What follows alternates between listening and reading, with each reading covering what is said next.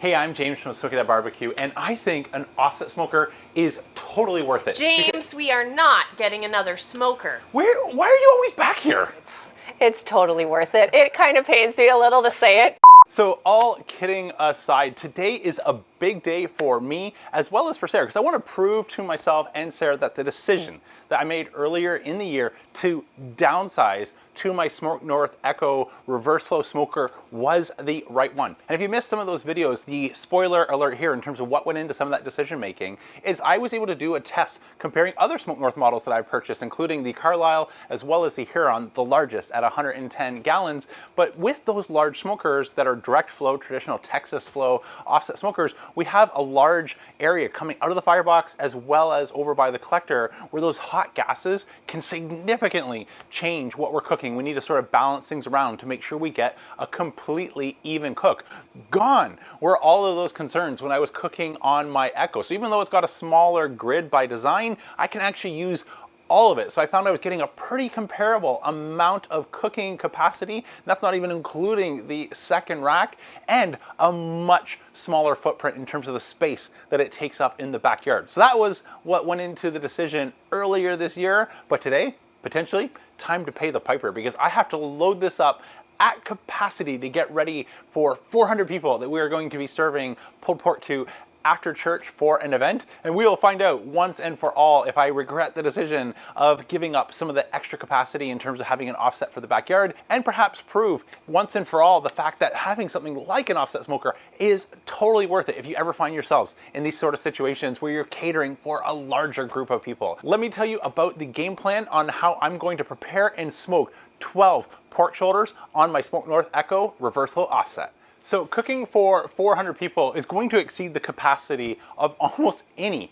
backyard patio sized offset smoker. So today I'm going to divide and conquer. So my math, I'm going to need about 20 pork shoulders in order to feed the 400 hungry mouths that we're going to have after church. So the way that I'm going to split them up is I'm going to try and fit 12 on my Smoke North Echo, and the other 8 I'm going to divide between my 2 Kamado Joe Big Joes. They can each fit about 4 a piece, and so that's going to give me the total 20 that I need cooked for the event after church. But this is actually the first time that I've done a cook same day, instead of comparing results a different day between something like my Kamado style grill as well as my offset. And while I've been absolutely blown away and you're comparing memory notes in terms of what tastes different, if everything works out from a timing perspective, I might have the opportunity to taste these side by side and just see how big of a difference, or if there is any difference in terms of the quality of smoke that we're able to get on something like a true offset smoker. Speaking of the quality of smoke, that is a test that I've done already comparing the direct flow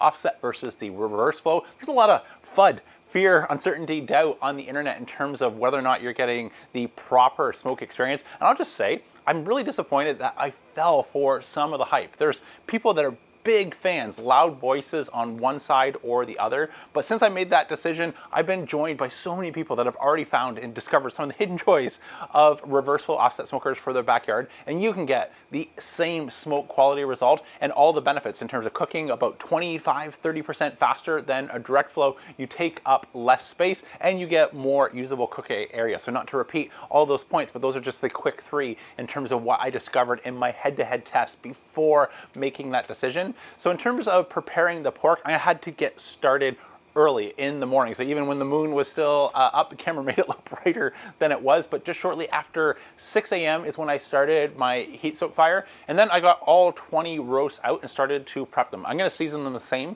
Normally I would make my own dry rub, but when I'm preparing 20 at a time, I decided to go for the Heath Riles competition rub. This is one I actually tasted. I met Heath at Memphis in May earlier in the year, and he handedly beat the team that I was competing on against him in ribs. And even though I was able to taste his samples after talking to him, and they tasted remarkably close, they just executed everything from presentation, the judging tent, and the storytelling, and got the extra points to take first place overall. So good news is I've tasted what the #1 rib at Memphis in May tastes like, and thought we were remarkably close, but we have a couple of those other things to work on if we were to close the gap and be contending for first place. But nonetheless, if you're looking for a store-bought rub, Heath does an amazing job, and that's what I picked up from my local barbecue store to season all 20 of these shoulders. I'm just gonna give them a quick score on the fat cap and use a little bit of butcher twine to try and make them a little bit less rangy and take up space, especially since I think we're going to be flirting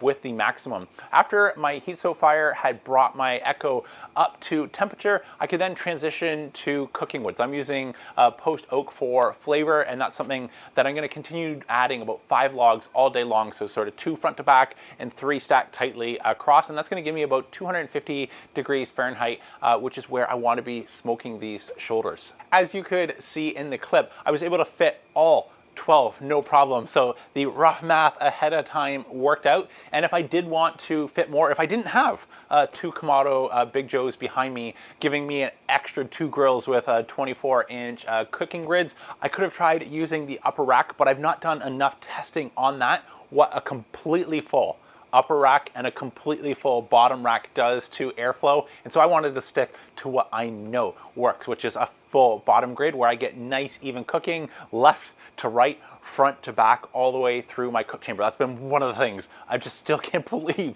scientifically that it works as well as it does on my Echo. And so now the game plan is to let these smoke until the bark sets. I'm gonna use a little bit of apple cider vinegar and water for my spritz, and I'm gonna take them all the way up to about 160, 165 once the bark is fully formed. And then I'm gonna wrap them in foil until they reach probe tenderness. Given offsets do take longer to cook, especially when we fill them up with 12 roasts. This is true of any grill. I've already built into my schedule hot holding these in the oven at 170 degrees Fahrenheit overnight, which is why it's daylight right now and not just working its way into the early evening hours by the time that these pork shoulders are done. So by my watch, I think we are ready to get them out of the holding oven and meet you over in the kitchen to dive in for our taste test. It's been a long time coming. I can't wait.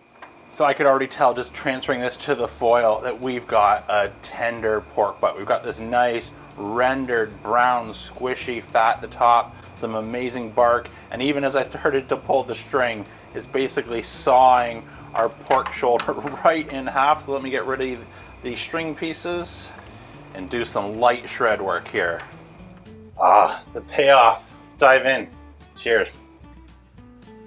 Wow. You have to forgive my excitement because as part of this cook, I've had to cook more shoulders than what I can fit on one grill, including my Smoke North Echo, which I fit 12 of our 20 roasts on. I have a crazy idea. These 2 pork shoulders came off of my Kamado grills. I'm gonna go grab Sarah, mix these up, and see if she can actually pick the difference. That's something we talk about all the time in terms of an offset versus Kamado double indirect setups versus what you get on a traditional offset. And I wanna see if someone who's maybe not suspecting of what to look for can easily pick this out of the 3 rows. So 2 are off of Kamado grills. This one, of course, marked with the O on front, is from the offset, so you'll know which one is which. Sarah won't know. Let me go get her. Okay, I phoned a friend. Welcome. I hope you're hungry. I am. Yeah, and because we have 3 pork butts smoked and ready to go. And so I've set up a little bit of a test for you. So we opened this video. An offset is a big investment up front. Yes. In my mind, totally worth it. So my little challenge for you is one of these pork shoulders is cooked on an offset and the other 2 are not. Okay. And I want to see if you can easily spot the difference. So I'll leave you to sampling 1, 2, and 3 to tell me if you can notice any difference at all. Okay. Let's get into it. All right, let's I'm see hungry here. too. Gonna have some? I'm gonna participate just for fun. Cheers. Cheers. Do you, oh, you didn't. Cheers. I was hungry. Good. Yeah, really good. Bees are back. I'll get my Next one, I know, the swatter. wasps like this. Okay, some of this with the bark. You go to number 2? Mm-hmm. What? It's really good. Okay. They're all, this one's yummy, but noticeably better. We'll try this one now. Ooh. Okay. Cheers. Cheers. Mm-hmm. Okay, that one's good too. They're all delicious. It's pulled pork. I'm hungry. It's good. But This one definitely, it's like in a league of its own. It's totally different than the others. I don't know if it's supposed to be that obvious or not, but I was actually hoping to be a little closer, since both of the Kamado ones are using my double indirect set, which I've tried to, close the gap. But these are both Kamado. These are both Kamado. Yeah. So if I look here, wherever we've got, so this one is Big Joe 3. This one here is Big Joe 1. Mm-hmm. And the one in the center is our offset. Okay. So in terms of, from a smoke perspective, as well as being able to fit for events like what we're doing with our church, where we've got about 400 people coming out. That's so much. And I was able to cook a majority of our roasts on the Smoke North Echo, where it took 12 out of our 20, no problem. And if I would have added the second rack, I think I might have been able to stretch doing all 20 on there. But what's the official review, Sarah's review? Thumbs up, thumbs down? Thumbs up. This one's amazing. Totally worth it? Yeah, it's totally worth it. It kind of pains me a little to say it because our backyard has a lot of barbecues, but it's totally worth it. So you're delicious. welcome. Thank you, Sarah. Thanks.